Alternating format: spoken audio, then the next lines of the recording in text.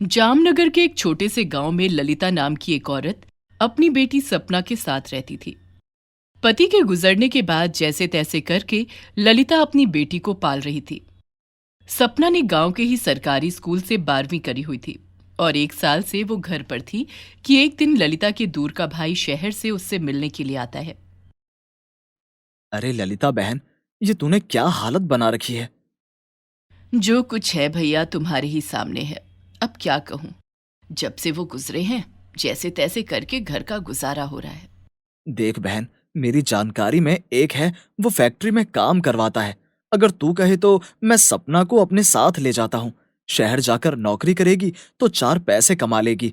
देख, आगे तुझे इसकी शादी भी करनी है और मुझे नहीं लगता कि तेरे हालात देखकर कोई भी सपना का हाथ मांगेगा। जानती हूँ दिन रात बस इसी चिंता में ही तो घुली जा रही हूँ। पर भाई, इतनी दूर शहर में लड़की को कैसे भेज दूँ। तुझे क्या मेरे ऊपर यकीन नहीं है? मेरी भांजी है, मैं उसे ऐसे ही रोड पर थोड़े ही छोड़ दूंगा। भाई हमारे साथ रहेगी और जैसे ही कहीं अच्छी जगह नौकरी लगेगी, थोड़े दिनों बाद तुझे भी बुला लेगी। ललिता सोच में पड़ जाती है। वो जानती थी कि घर में इतने भी पैसे नहीं होते कि वो अपनी बेटी को कोई ढंग की चीज दिला पाए। उसकी शादी तो बहुत दूर की बात है। सपना बहुत ही सीधी और सरल सी लड़की थी। शहर आने पर मामा की वाइफ से जब उसकी अब पहली बार सामना होता है, हे भगवान, अपने घर में पहले से ही 2-2 बच्चे हैं, ऊपर से इसको उठा लाए। ऐसे मत बोल, बेचारी बहुत ही दुखी हालत में थी। 12वीं क्लास पास करी हुई है, कहीं ना कहीं नौकरी मिल ही जाएगी। अरे जब मिलेगी तब मिलेगी नौकरी। इतने दिन क्या ये मेरे ऊपर बैठकर खाएगी। सपना अभी घर में आई थी कि उसकी मामी उसे इतनी बातें सुना गई थी। पानी तक को नहीं पूछा और ना ही बैठने को कहा। सपना हाथ बांधे हुए मामी और कभी घर को देख रही थी। तभी एक कमरे से 2 बच्चे बाहर निकल कर आते हैं। वो सपना को देखकर मुस्कुराते हैं तो सपना भी उन्हें देखकर मुस्कुरा देती है। अब तुम खड़ी क्यों हो? देखो भाई, तुम कोई मेहमान नहीं हो और ना ही मुझसे किसी तरह की मेहमान नवाजी की उम्मीद करना। रात का खाना सबके लिए तुम ही बनाओगी। खाना तो बनाना आता है ना? हाँ हाँ मामी, सब कुछ आता है। सारे घर का काम भी आता है और खाना बनाना भी आता है। चलो भाई, जब तक तुम्हारी नौकरी नहीं हो जाती तब तक यहीं पर ही घर के काम और खाना बना लिया करना। और ये मत सोचना कि मामी के पास जाते ही काम पर लग गई। फ्री में तो मैं किसी को कुछ नहीं देती। हाँ। रात का खाना सपना सबके लिए बनाती है और सब बैठकर खाना खा रहे होते हैं।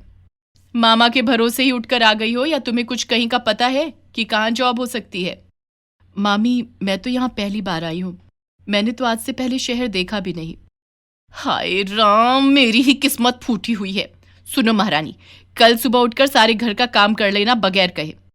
और आप जल्दी से जल्दी इसकी नौकरी के लिए कहीं बात करो।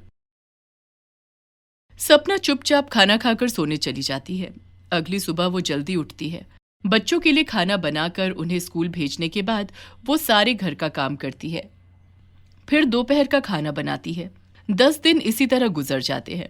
उसके मामा को सपना के लिए कोई भी अच्छी नौकरी नहीं मिलती। एक दिन, 10 दिन हो गए तुझे यहाँ पर आए हुए, तेरे लिए तो कोई नौकरी भी इस शहर में नहीं है।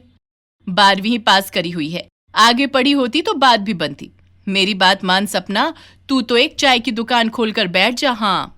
तभी सपना अपनी मामी की तरफ देखती है। अब ये दीदे फाड़ फाड़ कर क्या देख रही है? सच ही तो कह रही हूँ, नौकरी तो भूल जा, चाय की दुकान खोल ले। वैसे भी शहर के लोग चाय बहुत पीते हैं। पर मामी, मैं चाय की दुकान खोल तो लूंगी, पर मेरे पास तो पैसे भी नहीं है। जानती हूँ, खाली हाथ भेज दिया तेरी माँ ने तुझे। सुन, अगर तू अपने मामा को ना बताए तो मैं तेरी मदद कर सकती हूँ। यहाँ थोड़ी देर पर एक चौराहा पड़ता है, चलता फिरता चौराहा है। आसपास मजदूर वगैरह काम करते हैं और चाय की तलाश में रहते हैं। फिर वहां पर दुकानें भी बहुत हैं, हर दुकान से चाय का ऑर्डर मिल सकता है। सपना बहुत देर तक सोचती है कि मामी के ताने खाने से तो अच्छा है कि मैं चाय की दुकान खोलकर बैठ जाऊं। गांव में माँ भी पैसों के लिए आस लगाकर बैठी होगी। ठीक है मामी, मुझे कोई दिक्कत नहीं, मैं चाय की दुकान भी खोल सकती हूँ।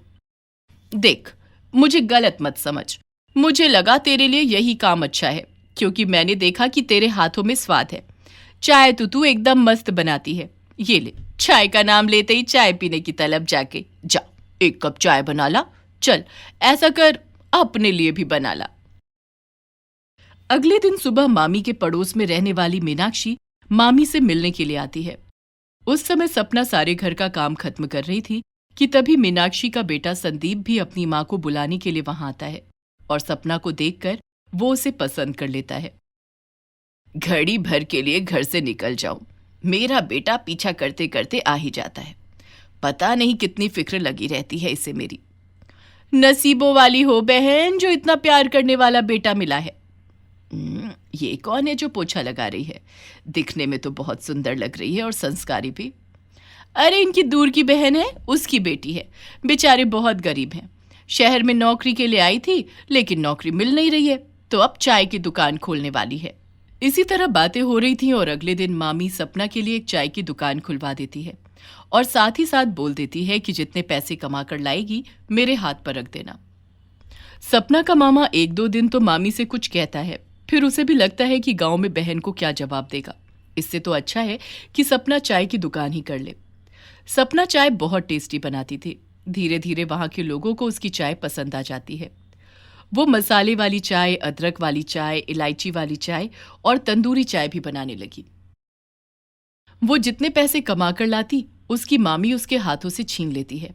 एक दिन, मामी जरा 2,000 रुपए दे दो, मैं माँ को गांव भिजवा देती हूँ। पता नहीं उनके पास खाने के लिए भी कुछ है या नहीं। अरे वाह वाह वाह वाह वाह वाह, ये लो, महारानी को 2,000 रुपए चाहिए। तुम्हें पता है ना मैंने तुम्हारी दुकान खुलवाने के लिए पूरे 4,000 रुपए लगवाए थे। जानती हूँ मामी, लेकिन अब तक कम से कम मैं आपको 6,000 रुपए वापस दे चुकी हूँ। हाँ, एहसान फरामोश कहीं की। इस घर में रहती है, खाती पीती है, वो खर्चा कौन गिनेगा? सपना एक दो बातें और कहती है। मामी को गुस्सा आ जाता है और वो उसे बालों से पकड़कर घर के बाहर धक्का दे देती है कि तभी वहां से गुजर रहे संदीप को सपना पर तरस आ जाता है और वो उसे अपने घर ले आता है। माँ, मैंने अपनी आंखों से देखा है, चाची इसे रोज मारती है और ये जितना कमा कर लाती है इससे छीन लेती है। बेचारी की माँ गांव में अकेली रहती है, उसके पास भी पैसे नहीं भेज पाती। हे भगवान, मैं नहीं जानती थी कि वो तेरे ऊपर इतने जुल्म करती है। बेटी, तुझे चिंता करने की कोई जरूरत नहीं है। तू कमाती है, अपने पैरों पर खड़ी हुई है। तू एक काम कर, अपनी माँ को गांव से शहर बुला ले। यहीं थोड़ी दूरी पर मेरी एक सहेली रहती है, उसका एक कमरा खाली है। अपनी माँ को लेकर वहां रह, और जब तक तेरी माँ नहीं आ जाती फिक्र मत कर, तू मेरे पास रह ले। सपना के लिए तो ये सब डूबते को तिनके का सहारा था। वो चुपचाप मीनाक्षी के पास रुक जाती है और अगले दिन से वो अपने काम पर जाती और शाम को पैसे कमा कर लाती। वो मीनाक्षी को पैसे देने लगती तो मीनाक्षी मना कर देती।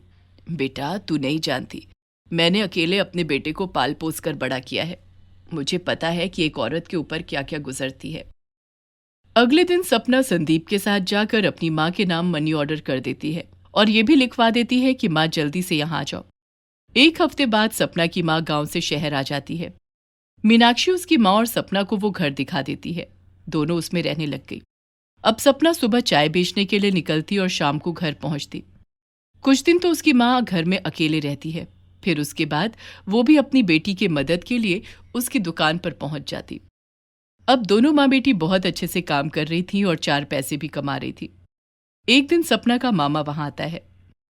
बहन, मैंने बहुत कोशिश करी कि सपना के लिए कहीं अच्छी जॉब हो जाए, लेकिन इसकी मामी को ये एक आंख नहीं भा रही थी। मुझे माफ कर दे सपना, मैं तेरे लिए कुछ नहीं कर पाया। कैसी बातें कर रहे हो मामा जी?